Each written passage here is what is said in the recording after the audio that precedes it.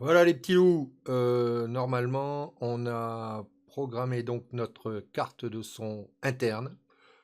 Je laisse les gens qui ont une carte son externe faire la même manip. Au lieu d'aller choisir le système ASIO for All dans leur driver, ils iront chercher le système ASIO tout simple et ils vont récupérer le driver de leur carte son qu'ils auront installé. Normalement, cette documentation, elle est donnée avec la carte son. Donc ça ne changera rien au niveau de ce qui va suivre. Par contre, moi, je vais continuer à vous montrer ce qu'on peut faire avec votre carte son interne, puisque c'est ça qui est intéressant au départ. Vous verrez que on peut faire avec la carte son interne exactement la même chose qu'avec une carte son externe. Je vous parlerai plus tard de la différence notable qu'il y a entre les deux cartes. C'est notamment pour le fait de pouvoir brancher des micros différents, hein, sur une carte interne, on peut pas brancher grand chose que des petits micros, alors que sur une carte externe, on peut brancher des trucs différents. Bon, là n'est pas la question, on va parler de tout ça par la suite. Alors un autre truc dont je voulais vous parler, c'est au sujet de Reaper. Moi, je ne vais aborder que des, phases simples d'utilisation. Si vous voulez, vous renseigner plus avant sur le système et notamment toutes les fonctionnalités, il y a un site qui est vraiment génial. C'est une chaîne YouTube qui a été faite par Renaud Mello. Alors voilà son site, je vais le mettre là. Forcément, vous le voyez pas, hein, encore une fois, parce que je cache tout. Alors je vais me pousser. Ça va, je gêne, je gêne, je gêne. Voilà son truc. Je vais vous laisser l'adresse dans les liens en dessous de la vidéo. Vous verrez, alors franchement, il parle de Reaper 5, de Reaper 4, de Reaper depuis le début. Il vous dit comment faire tout un tas de trucs. C'est avec lui que j'ai appris. Alors, ce que je vous apprends, ce sera ni plus ni moins que ce que j'ai appris avec lui. Moi, simplement, je n'ai pas la prétention de faire ingénieur du son, ni de pouvoir sortir des maquettes professionnelles. Ce que Reaper sait absolument faire, hein, il n'y a pas de problème là-dessus. Moi, ce que je vais essayer de vous présenter, c'est les outils qu'on va utiliser, nous, petits coveristes, pour améliorer notre son, simplement les outils de base, hein. Après le reste, si vous voulez vous renseigner, vous allez sur ce site, franchement, c'est génial. Voilà. Alors je reprendrai, éventuellement des choses qui ont été dites dans ce site. Mais si vous êtes pressé et que vous voulez vous améliorer, avec le système Reaper, allez donc sur ce site, c'est franchement, le top. Voilà pour la parenthèse. Maintenant, on va regarder, comment donc s'enregistrer avec, simplement la carte son interne pour l'instant, mais ça ne change rien pour, les gens qui ont une carte son externe. Vous avez vu, j'ai changé le décor, ce coup-ci, c'est Johnny Cash. Voilà, hein, pour les fans, yes. Allez, à tout de suite. Bon, ça y est, Reaper est en route. Alors maintenant, on va rentrer dans le vif du sujet pour pouvoir créer une piste audio, parce que ce qui nous intéresse, c'est de s'enregistrer et de faire du bruit. Donc ce qu'on va faire, c'est qu'on va créer une piste. Les pistes, on les retrouve dans 2 endroits. Ici, les pistes de manière horizontale pour travailler sur leur contenu. Ici, les pistes de manière verticale pour travailler sur, l'équilibrage des pistes, la partie mixage. Voilà. Alors, pour créer une piste, vous avez 3 solutions. Vous allez là-haut dans le menu piste, insérer une nouvelle piste. Ça, c'est la première manière. Deuxième manière, bouton de droite à cet endroit-là, insérer une nouvelle piste. Ah, ça fait la même chose. Troisième manière, et qui est beaucoup plus rapide, vous faites un double clic. Ici, hein, vous pouvez insérer des pistes comme vous voulez. OK? Alors, je vais les effacer. Voilà, tu as gagné, tu en as fait trop. On va en garder qu'une seule, puisque ça nous suffit. Et maintenant, on va détailler ce qu'il y a là-dedans pour savoir comment l'utiliser pour pouvoir s'enregistrer. Alors, la première chose à faire, c'est de choisir l'entrée de notre carte son. Ça se passe ici, dans cette petite partie qui est là. Je ne sais pas si on voit bien. Si on voit bien ma souris, oui, on la voit bien. Voilà.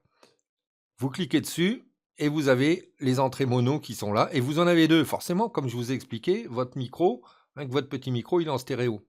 Donc, vous pouvez utiliser la piste de droite et de gauche. Si vous aviez des micros mono, rien ne vous empêcherait sur la prise stéréo de votre micro de carte son interne de mettre en place un dédoubleur de jack qui vous transformerait un jack mâle stéréo en 2 jacks femelles mono, qui vous permettrait de brancher d'autres micros. Faudrait essayer ce truc-là, mais quelque part, vous avez quand même 2 entrées. Voilà. Alors, quand on enregistre, petite précision, on enregistre le son de la voix et le son de la guitare ou le son d'un instrument, toujours en mono. Ça ne sert à rien d'enregistrer en stéréo une piste qui va vous donner de toute façon la même chose sur la voix de droite et de la voix de gauche, donc ça ne sert à rien. On utilise l'entrée stéréo pour enregistrer une source qui est déjà en stéréo. Notamment dans les instruments, dans les instrumentales, éventuellement une batterie pour lequel on mettrait un micro stéréo au-dessus de l'ensemble de la batterie pour enregistrer la room, par exemple, de la batterie. Mais nous, pour nos prestations, on enregistre en mono. Attention, ça ne veut pas dire que au final, votre prestation sera bien en stéréo, il n'y a pas de souci. Donc, on choisit l'entrée numéro 1, voilà, à cet endroit-là. Donc là, on a sélectionné notre piste de départ. Pour pouvoir enregistrer, je vous expliquerai les autres boutons après, pour pouvoir enregistrer une piste, il faut l'armer. Hop. Et puis là, ah bah vous voyez, quand elle est armée, bah, du coup on entend ma voix. On entend ma voix, mais en fait, il s'agit de ce micro-là qu'on entend. Là, voilà, là, on le voit, là, voilà, là. Oh. Captain Eric est à bord, bienvenue à tout l'équipage. Prêt au décollage. Voilà. Alors vous voyez, c'est ce micro-là. Ce micro, il est branché sur ma carte son interne. Donc voilà, à partir de là, vous avez déjà une entrée qui est faite. Alors avant de commencer à enregistrer, il va falloir s'occuper des niveaux d'enregistrement pour être sûr qu'on ne sature pas. Voilà, voyez-vous, parce qu'il n'y a rien de pire que des gens qui parlent avec une voix toute saturée. Bon, là, je ne peux pas vous le faire, ça ne sature pas normalement. On va regarder comment régler le niveau d'entrée d'un micro comme celui-là. Alors, pour régler le niveau d'entrée d'un micro qui est branché directement sur votre carte son interne, vous n'avez pas de préampli sur ces machins-là. Il n'y a pas de... J'ai pas de bouton de réglage sur ce fil. J'ai pas de bouton de réglage de niveau du micro. J'ai un niveau de réglage un petit peu plus loin là à côté pour le niveau du casque, mais pour le micro, j'ai que dalle. Donc, comment on fait pour régler le niveau d'entrée d'un micro? Eh bien, on va dans les préférences de Windows. Alors, ah bah, il faut que je me repousse, attendez. Bougez pas, je vais me pousser parce que sinon vous ne verrez pas le bas, voilà. Ça y est, je gêne partout finalement. Voilà, alors ici, vous allez ici, et puis dans votre petit haut-parleur qui est là, vous faites le bouton de droite, vous faites périphérique d'enregistrement. Alors là, il me dit que, bon, ça c'est dû au retour que j'ai pour m'enregistrer, c'est rien. Voilà, vous avez la liste de vos périphériques d'entrée. Alors, vous avez votre microphone. Moi, mon microphone actuellement, il est utilisé, mais il n'est pas monitoré sur Windows dans la mesure où j'utilise un logiciel pour pouvoir vous donner cette vidéo. Mais pour vous, normalement, vous devriez pouvoir voir le petit curseur vert fonctionner au moment où vous le faites. Vous faites un double clic dessus. Et sur les caractéristiques de votre micro, vous avez ici la possibilité de réamplifier ce micro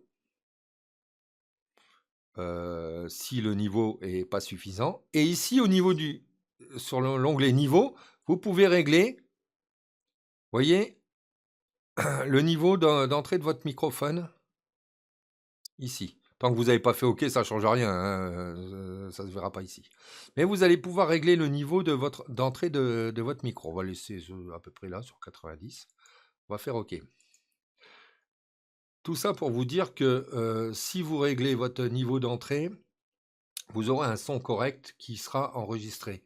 Il ne faut pas dépasser normalement moins 18 à moins 12 dB. Il faut être dans cette zone-là quand vous enregistrez. Alors pour le savoir, vous avez un moyen simple que je vais vous montrer tout de suite. C'est ici, vous avez donc une vision de vos pistes. Ici, je vous ai expliqué horizontale qui va traiter de vos pistes pour les traiter. Et ici, verticalement, dans la table de mixage, vous pouvez si vous cliquez sur une zone grise avec le bouton de droite, changez le track layout. Alors, il y a quelques mots qui ne sont pas traduits dans la version française, hein. Bon, il faut excuser les traducteurs, hein. C'est tous des volontaires, hein, des amateurs. Track layout, c'est la façon dont est présentée la piste.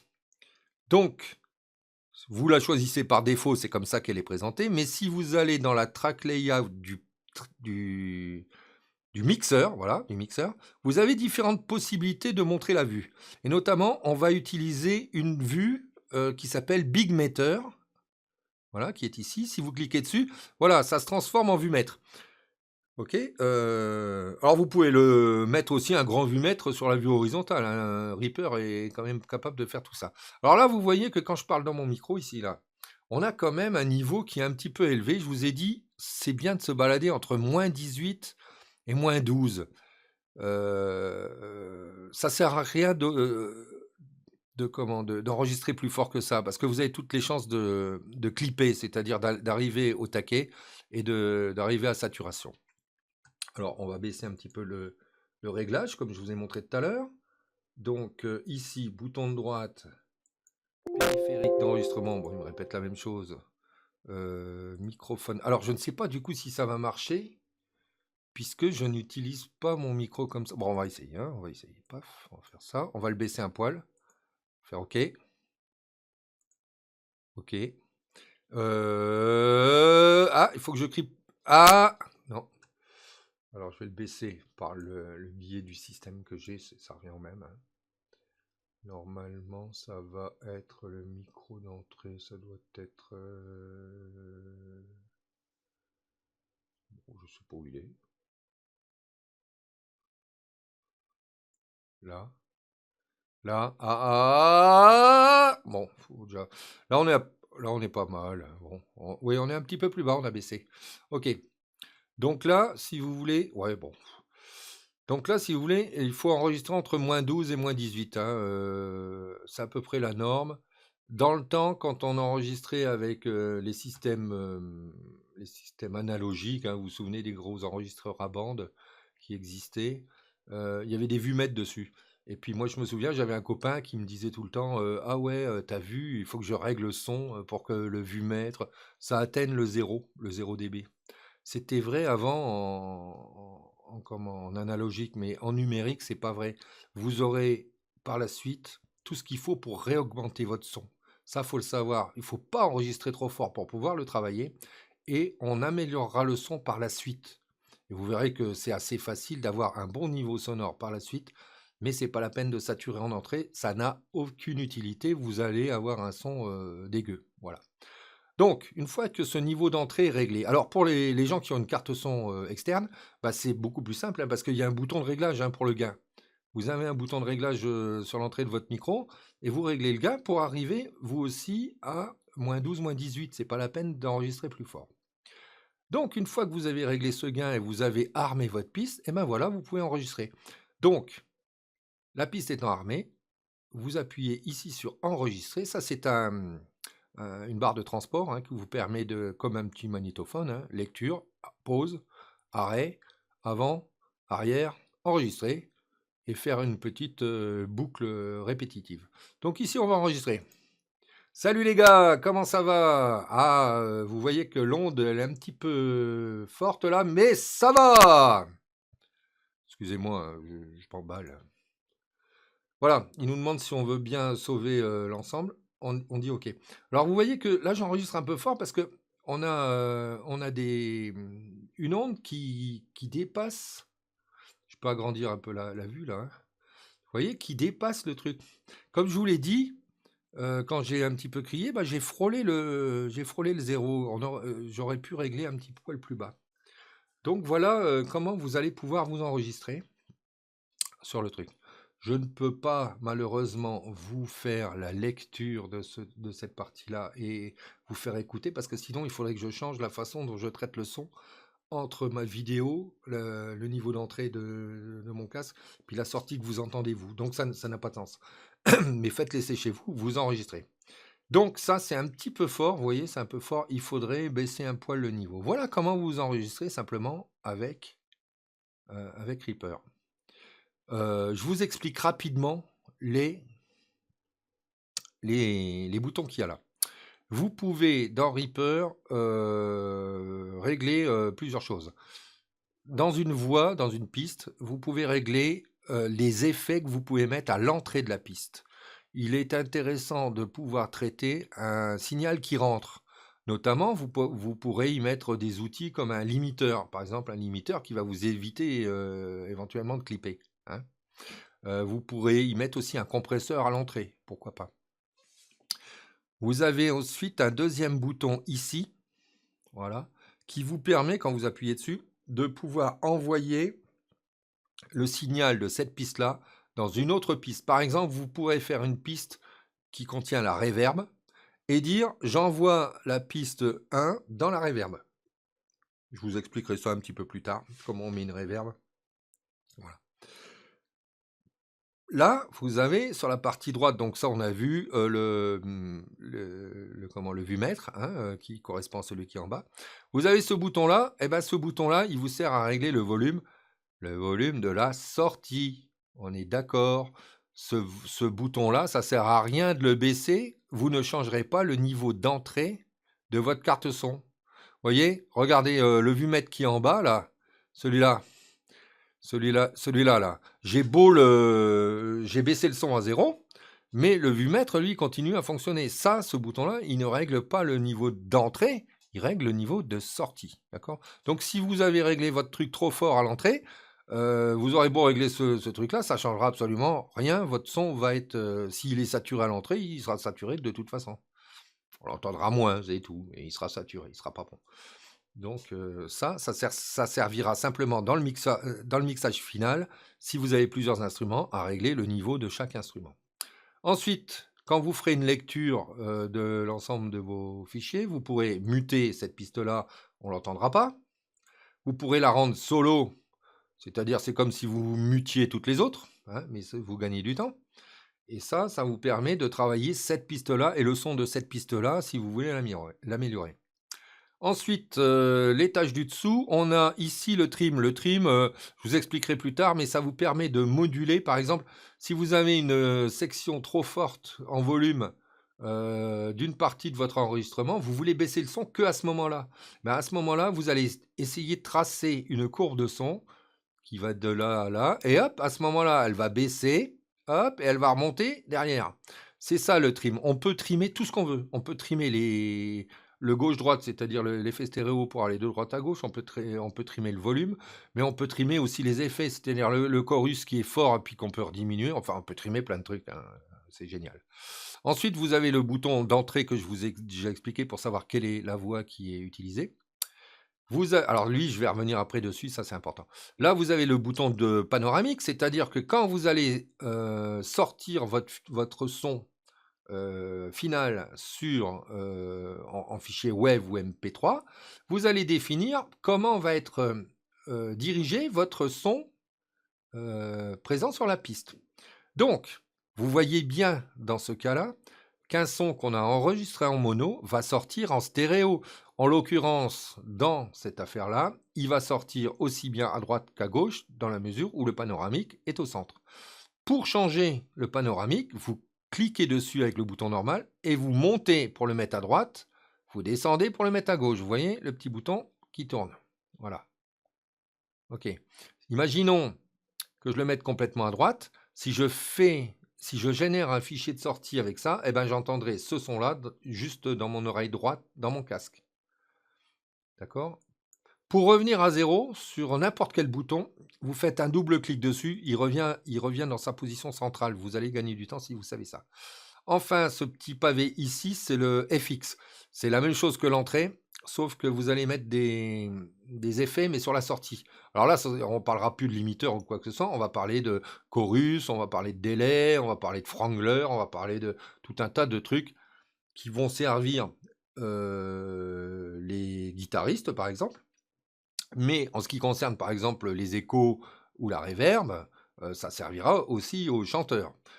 Ensuite, on a aussi des effets qui sont très très importants, et ça on en parlera un petit peu plus tard, qui sont des compresseurs et des égalisateurs pour pouvoir détacher les sons les uns des autres dans votre mix final. Mais ça, on en parlera après. Voilà, maintenant je reviens sur ce petit bouton ici qui nous intéresse. Alors ce petit bouton-là, c'est très important, c'est le bouton de monitoring, c'est-à-dire l'écoute de l'enregistrement. Quand vous enregistrez votre voix, vous aimeriez bien qu'elle revienne dans votre casque, d'accord? Parce que si vous n'activez pas ce bouton-là, il n'y a rien qui va revenir dans votre casque, ok? Or, vous, quand vous chantez, vous voulez entendre éventuellement la bande son que vous auriez mis sur une piste, mais vous voulez aussi monitorer ce que vous êtes en train de chanter. C'est important de s'entendre quand on chante notamment, parce que sinon, ça risque d'être assez mauvais. Donc, ce bouton-là vous permet de monitorer. Alors, je vais le couper parce que ça fait un retour dû à mon branchement actuel. Ça vous permet d'entendre dans votre casque ou dans vos enceintes le retour de ce que vous êtes en train de chanter. Ok. Alors vous avez deux positions. Vous avez la position, celle-là. Alors je ne vais pas parler trop fort. Celle-là. Cette première position, donc le petit haut-parleur en verre, vous permet d'avoir un retour permanent. À partir du moment où vous avez enclenché l'écoute ici, vous avez un retour. D'accord? Donc pour vous entendre, il faut absolument mettre en enregistrement et appuyer sur le verre. D'accord? La deuxième position, voilà, qui est marquée automatique en jaune, elle vous permet, quand elle est activée, de déclencher le monitoring quand c'est enclenché en rouge ici, et au moment où vous enregistrez, pas avant. C'est-à-dire que ça vous permet d'être moins brouillon. Okay, au moment où vous déclenchez l'enregistrement, là, vous entendez ce que vous chantez. Donc, c'est un bouton qui est très important pour avoir ce retour dans le casque. Voilà, je crois que je vous ai dit pas mal de trucs. De quoi je peux vous parler encore avant de clôturer? Bon, juste un truc simple. Vous venez d'enregistrer votre voix, vous êtes content de ce que vous écoutez quand vous faites lecture, et vous voulez sortir un fichier MP3 ou Wave de ce que vous venez de faire. Eh bien, la fonction, elle est là, fichier, faire un rendu. Alors, je sais bien, en français, c'est pas cool. Faire un rendu, on peut lui donner d'autres significations. Faire un rendu pour Reaper, voilà, c'est faire une sortie audio. Alors, vous dites simplement, naviguer ici, vous dites simplement dans le répertoire dans lequel vous voulez faire votre sortie. Vous dites le titre que vous voulez lui donner et vous faites une exportation. Si vous voulez utiliser le format MP3, va falloir installer un petit programme supplémentaire. Et oui, encore une fois, mais ça, je vous l'expliquerai un petit peu plus tard. Si vous êtes pressé, allez sur la chaîne que je vous ai indiquée au départ de la vidéo, chez mon ami Renaud, parce que lui, il explique ça aussi. Mais je vous le montrerai assez vite. Voilà, vous faites faire un export, un fichier. Et à l'endroit où vous l'avez indiqué, vous aurez un fichier qui correspond à ce que vous avez enregistré. Voilà, donc c'est tout simple pour enregistrer une piste audio. On se retrouve un peu plus tard pour la vidéo suivante. Je vais vous montrer comment on peut rapatrier un fichier son existant et puis chanter dessus. Ça commence à intéresser les gens qui font des covers voix, par exemple. Hein. Allez, à plus tard les petits loups.